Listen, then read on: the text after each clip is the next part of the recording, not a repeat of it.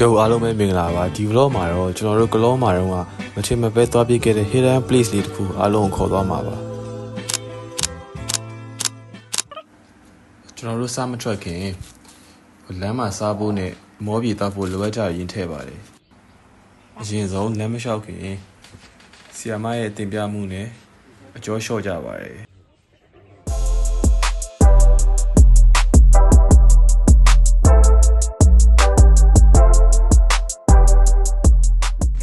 မနက်၈ နာရီမှာကျွန်တော်တို့ဟိုတယ်ကဆက်ထွက်ခဲ့ပါတယ်ကလောရောက်ထဲကလမ်းလျှောက်ရှင်နေနဲ့ကျွန်တော်တို့ဟိုငှားစီးမိတဲ့တရုတ်ဆရာလမ်းညွှန်လိုက်တာပါဟိုကျွန်တော်တို့တဲတဲ့ဟိုတယ်နဲ့လမ်းလျှောက်ထွက်မဲ့နေရာတိတ်မွေးပါဘူးပုံမှန်ဆိုရင်အသွား2 နာရီပြန်2 နာရီလောက်ပဲကြာတယ်လို့လမ်းညွှန်တဲ့လူကပြောလိုက်ပါတယ်အခုကျွန်တော်တို့သွားမဲ့လမ်းကြောင်းကလည်းတိတ်မခတ်ပါဘူးတောလမ်းဆိုရင်ပဲကားရစီကောင်းကောင်းမောင်းလို့ရပါတယ်ချာတီဦးကအေးစိမ့်စိမ့်နဲ့မြူရီဆိုင်နေတဲ့ထင်းရှူရောထဲမှာလမ်းလျှောက်ရတာကျွန်တော်အတွက်တော့အိမ်မက်ထဲမှာလမ်းလျှောက်နေရတယ်လို့ပါပဲအခုမြင်နေရတာကတော့ပထမဆုံးရွေးခဲ့ရတဲ့လမ်း၅ ခွဆုံပါကိုပါရွေးပါဒီလမ်းပဲရွေးရမှာဒီစားဒီလမ်းဟိုဘက်အဲ့လိုဒါ၅ ခုနော်၅ ခုစုံမယ်လေသူကြုံမပြောတာ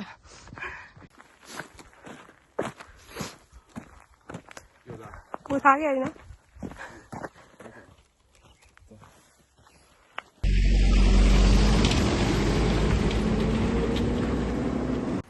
ကျွန်တော်တို့နှစ်ယောက်တော့ကိုနဲ့မရင်းနှီးတဲ့နေရာတစ်ခုမှာလမ်းပြမပါပဲလမ်းလျှောက်ထွက်ခဲ့ရတာစိတ်လှုပ်ရှားစရာတော်တော်ကောင်းခဲ့ပါတယ်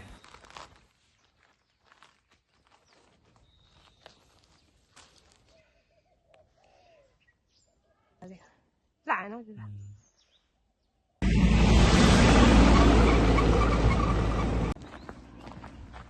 မဟုတ်လေဟုတ်ပါ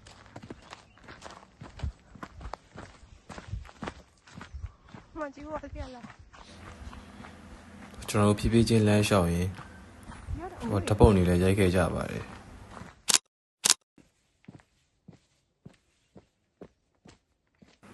လမ်းတစ်လျှောက်မှာလည်းလူသွားလူလာနေပြီးတော့ထင်းရှူတော့ဒီအချင်းငတ်တဲ့နေနဲ့တော်တော်လေးတာရပါတယ်ဒါတနားရီလောက်လျှောက်ပြီးမှတွေ့ရတဲ့လမ်းညွှန်ဆိုင်ပုတ်ပါအဲ့လိုပေါက်တာ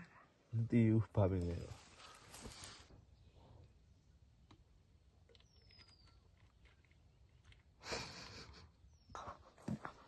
ထင်းရှူဒီဟုတ်တယ်နိုင်ပဲဟိုအဲ့လိုအကြီးပဲဒီမှာဒီတဲ့ဒီလိုနဲ့ကျွန်တော်တို့လမ်းလျှောက်လာခဲ့တာ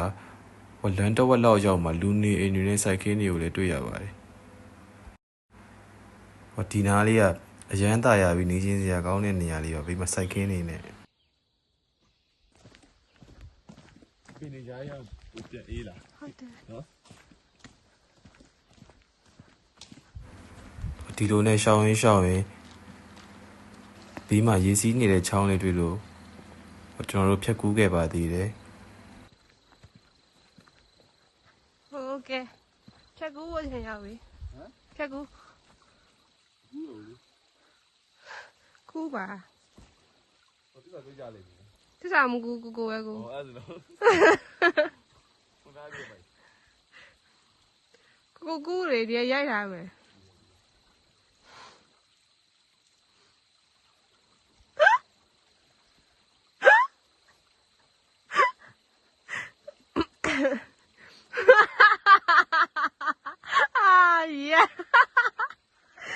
ကိုပြေးတကယ်ကူရမှာလေမကြည့်တယ်အဲ့လိုကြတယ်ဘာမှမဖြစ်ဘူးဟမ်အားလို့ကြလို့ဖြစ်တယ်လေဒါအဲ့ဒီနဲ့လည်းချုပ်ပြရမှာကိုအားဆိုနားလေးရမိုက်အဲ့မအကျော်လားအဲ့တော့လေ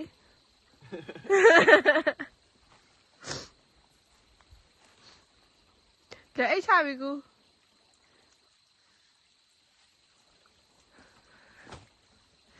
Once in a lifetime. Huh? Once in a lifetime. အခွင့်အရေးတခါရကိုဒီလိုနဲ့ခဲကူးဖြတ်ပြီးတဲ့နောက်မှာကျွန်တော်ဟိုဘက်ကန်းကိုရောက်ရှိသွားပါတယ်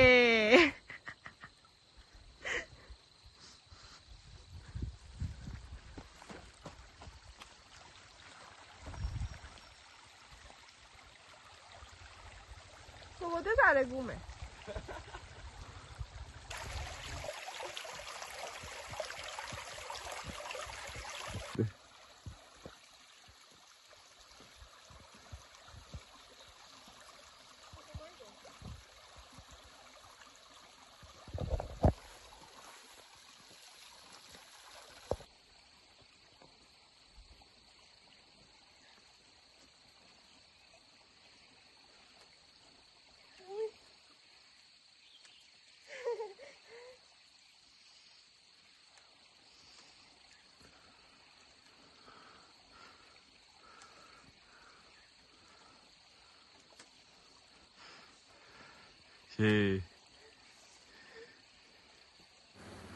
ဒါကျွန်တော်တို့နှစ်ယောက်ခက်ခက်ခဲကူးပြီးတဲ့နောက်မှာတွေ့လိုက်ရတဲ့မြင်ကွင်းကဘေးမှာတရားရှိနေပါတယ်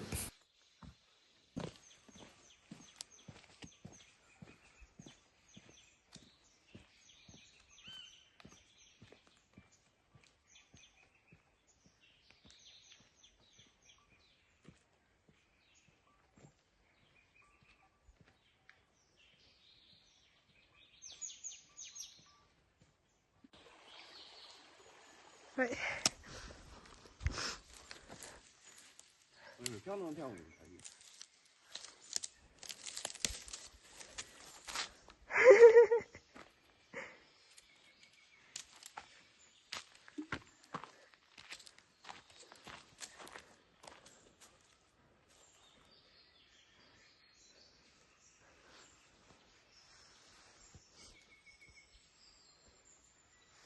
都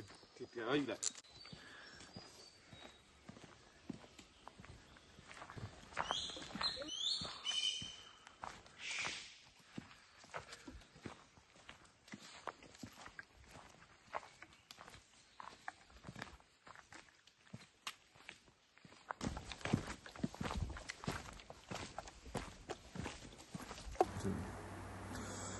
တော်ရရတချို့နေရာတွေကအေးစိမ့်ပြီး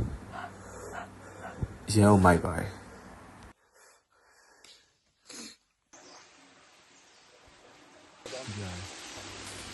အချိန်2 နာရီခွဲလောက်လမ်းလျှောက်လာပြီးတဲ့နောက်မှာကျွန်တော်တို့ရေကန်ကိုရောက်ရှိခဲ့ပါပြီ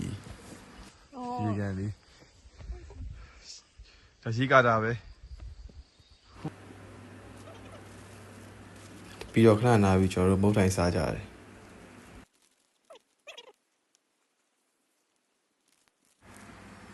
ရန်ကိုတိတ်ဆိတ်ပြီးတာရတဲ့ဒီနေရာကိုအင်္ဂလိပ်တွေစောက်ခဲ့တယ်လို့သိရပါတယ်ကလောမျိုးတစ်မျိုးလုံးရေပေးနိုင်မှုအတွက်ရေကာတာသဘောမျိုးနဲ့ပါ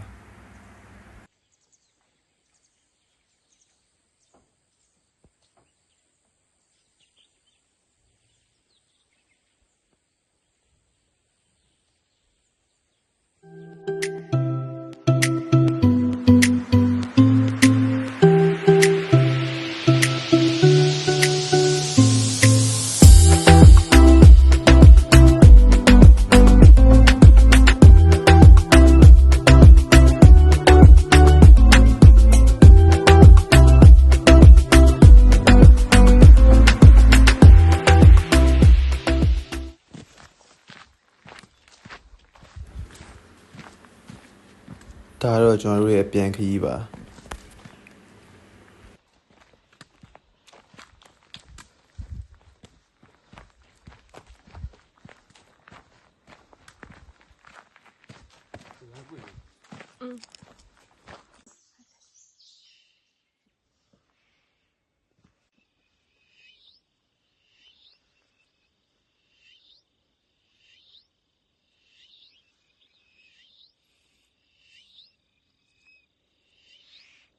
不过他那人没有瓜的了，那人没有瓜，那一样都不。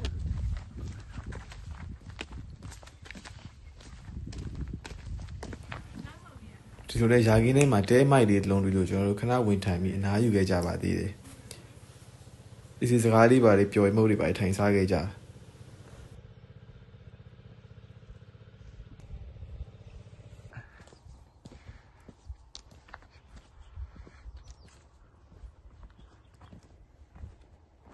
ဒါမနေ့7 နာရီခွဲဘယ်နေတော့နည်းနည်းပူနေ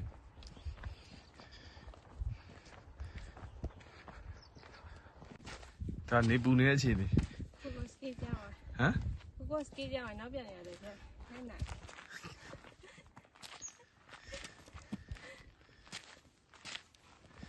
ဟော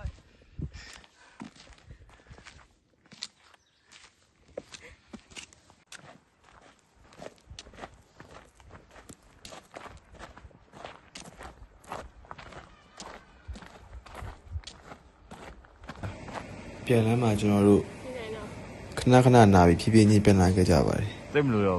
ဆန်နေ အသွားတုန်းကတော့စိတ်လှုပ်ရှားစရာမကောင်းတော့ဘူးဆိုပေမဲ့အပြန်လမ်းကကျွန်တော်တို့အတွက်တော်တော်လေးပေါ့ပါရှိခဲ့ပါတယ်ဒါကျွန်တော်အတွက်တော့တော်ရဲတောင်ထဲမှာလမ်းလျှောက်ရတဲ့ခံစားချက် တော့တော့ကိုယ်စီ ဒီတော့ဒီတောင်တွေနဲ့တသားတည်းဖြစ်တယ်လို့ခံစားရပါတယ်လမ်းလျှောက်ရင်အများကြီးတွေးပြခဲ့တဲ့ဒီခီးတိုလေးကကျွန်တော်တို့အတွက်တော့နောက်ထပ်လမ်းတွေအများကြီးလျှောက်ဖို့စိတ်ကူရရရှိခဲ့ပါတယ်